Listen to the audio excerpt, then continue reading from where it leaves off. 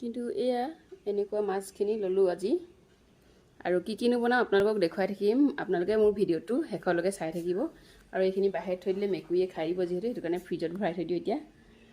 এয়া মাটি দালি তিয়াই ৰাখিছিলোঁ, এতিয়া এইখিনি ভালদৰে ধুই লওঁগৈ, তাৰপিছতে বনাম আৰু এতিয়া। এয়া মাটি দালিখিনি এতিয়া বাকলিখিনি গুচি হৈ মানে চফা হৈ গ'ল, বগা হৈ থাকিলে এতিয়া। এয়া বহুতখিনি চফা হৈ গ'ল। এতিয়া বনাবলৈ আৰম্ভ কৰিম আৰু।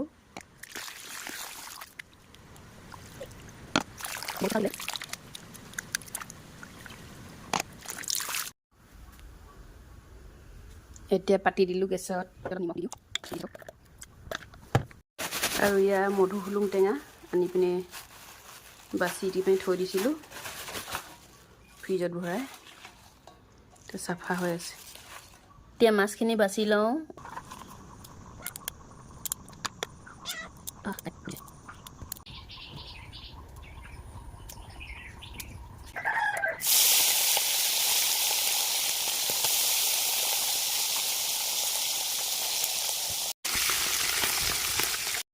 আৰু লগতে পিটিকা খাবলৈ কেইটামান তিতা কেৰেলাও এয়া বইল কৰি লৈছোঁ, পিটিকা বনাম।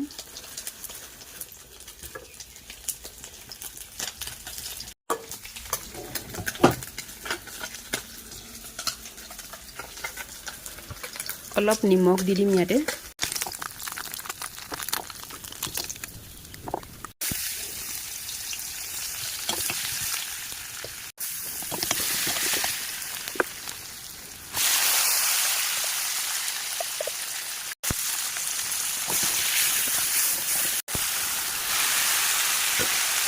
এতিয়া মধুসোলেং পাতখিনি দি দিছোঁ, বিলাহীখিনি ভাজি ল'লোঁ ফাৰ্ষ্টে। তাৰপিছতে এইখিনি অকণমান সিজাৰ পিছত আকৌ মাছখিনি দি দিম আৰু।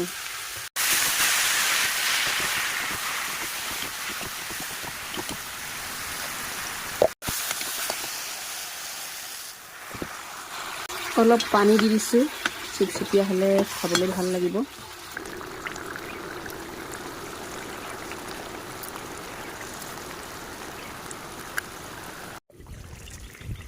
এয়া হৈ গ'ল মাছৰ তৰকাৰী, মধুসোলেং টেঙা, বিলাহী আৰু মাছ বৰ সুন্দৰকৈ সিজিলে। এতিয়া এইখিনি সিজিলে